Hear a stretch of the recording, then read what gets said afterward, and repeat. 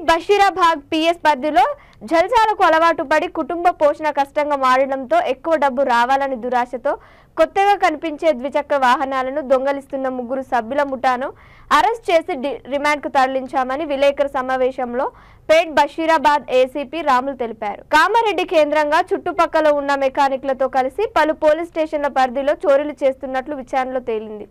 వారి వద్ద నుండి 20 ద్విచక్ర వాహనాలు స్వాధీనం చేసుకున్నామని తెలిపారు. వీరిపై పలు పోలీస్ స్టేషన్లో చోరీ కేసులు నమోదైనట్లు, ఇందులో నవీన్ గౌడ్, దేవరాజ్ల పాత్ర కేసులో నిందితులుగా కాక ప్రశాంత్తో కలిసి దొంగతనం చేసేవారని తెలిపారు.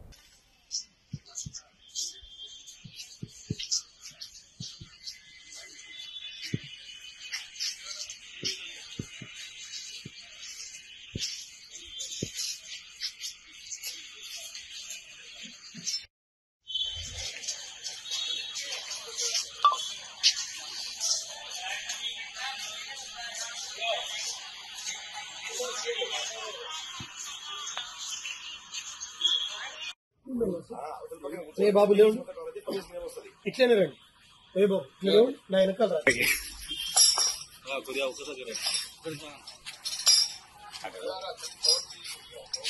అలా కింది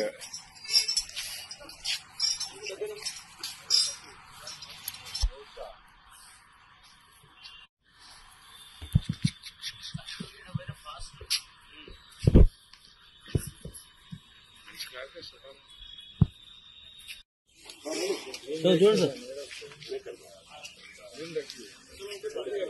పోలీస్ స్టేషన్ జస్ట్ పార్షల్ ఇచ్చినప్పుడు మళ్ళీ ఇంకోటి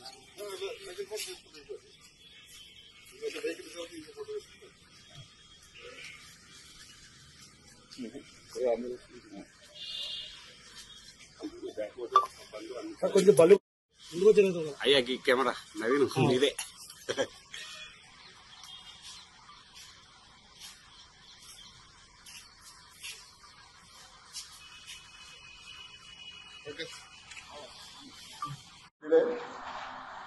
మీకు ఇక్కడ పిలవడానికి కారణము మన దగ్గర రెగ్యులర్గా వెహికల్ దొంగతనం జరుగుతున్నాయి.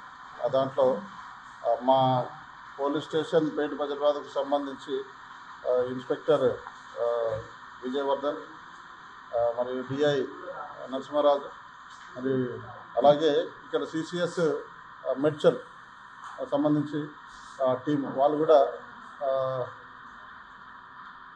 రిపోర్ట్ చేయడం వల్ల ఈ దొంగతనాన్ని పట్టుకోవడం జరిగింది. టోటల్ 20 వెహికల్స్ దొంగతనం చేసిన వారిని నుంచి రికవర్ చేయడం జరిగింది. సో దీంట్లో ఈరోజు అనగా 31 నాడు ఎర్లీ మార్నింగ్ ఎవరైతే దీంట్లో A1 అని ఉన్నాడో A1 మళ్ళీ అటెంప్ట్ చేయడానికి వెళ్తుంటే మన వాళ్ళు మార్నింగ్ దాన్ని పట్టుకోవడం జరిగింది. ఆయనతోటి పట్టుకొని వచ్చేసి ఇంట్రాగేషన్ చేస్తే ఆయన చెప్పాడు పాత నేరాలు కూడా ఆయన ఒప్పుకోవడం జరిగింది.